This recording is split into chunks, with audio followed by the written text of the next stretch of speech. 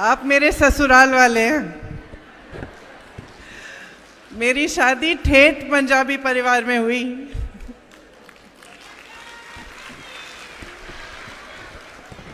मेरे ससुर जी के माता पिता सियालकोट के थे और बंटवारे के समय मेरे ससुर जी को पीठ पे बांध के उनकी माता जी छुपा के यहाँ लाई और फिर यहाँ से उन्होंने अपना अपना कारोबार शुरू किया।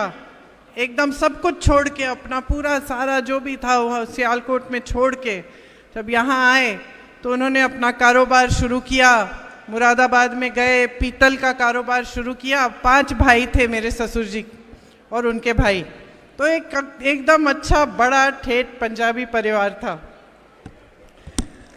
मैं आपको बताना चाहती हूँ कि मैंने पंजाबियत के बारे में कैसे सीखा।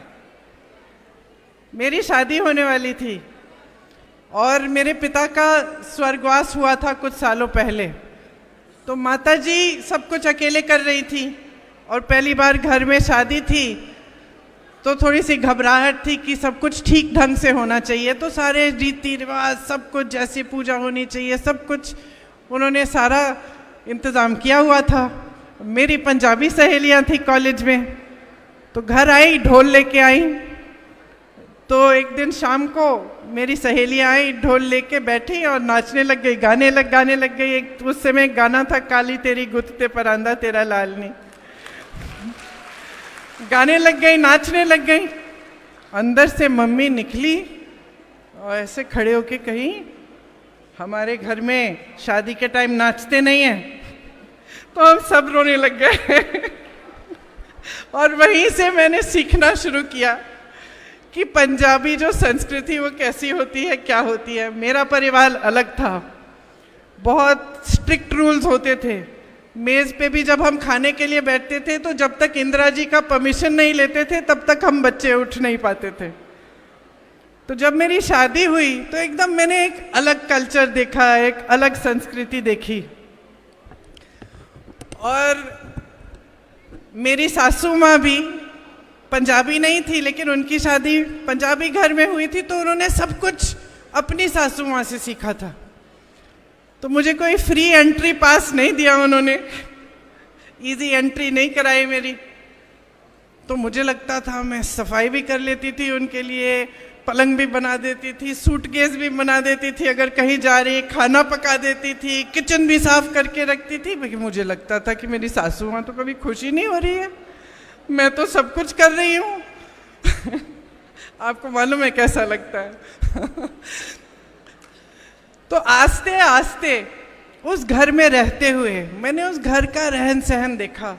किस तरह जब मेहमान आते थे तो कितनी उदारता से, प्रेम से सब साथ में खाना बनाना, मिलजुल कर रहना, जितना दे सकते हो उतना देना। जब मेहनत करनी है तो पूरा परिवार मेहनत करेगा, बड़ा भाई, छोटा भाई, पिताजी, माताजी सब लग जाएंगे। कोई ऑर्डर आ रहा है काम के लिए तो सब उसी में लग जाएंगे। किस तरह से एकजुटता, जब मुसीबतें आई घर में, संकट हुआ तो एकजुटता, पूरा परिवार जो शायद पहले थोड़ी किटपिट रहती थी, लेकिन जब मुसीबत आई तो सारा परिवार एकजुट होकर खड़ा हो जाता था। मेरी सासू माँ ने बड़े संकट देखे, उनके 2 बच्चे बहुत कम उम्र में गुजर गए। एक 33 साल की बेटी, 36 साल का बेटा, लेकिन दृढ़ रहीं, खड़ी रहीं।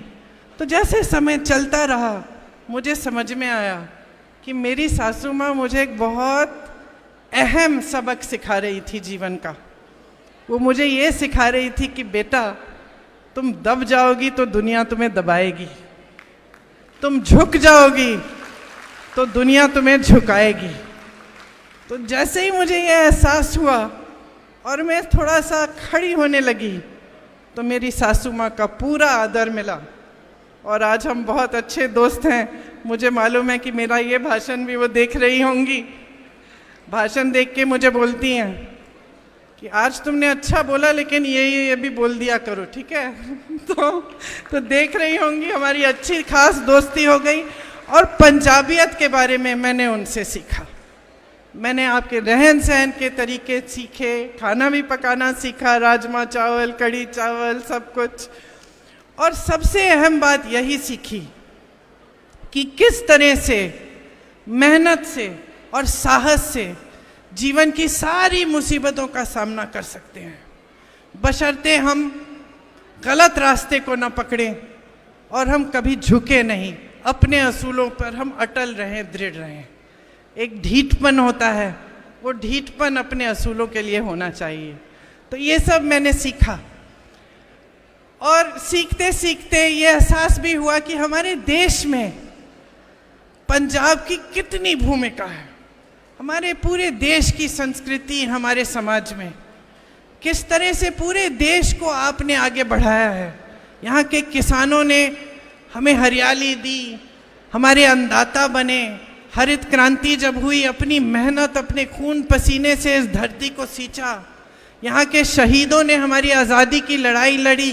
गर्व है मुझे कि आज हमारे मंच पे आप बैठी हैं। भगत सिंह जी ने क्या किया हमारे देश के लिए। तो ये है पंजाब और यह है पंजाब की अहमियत हमारे देश में।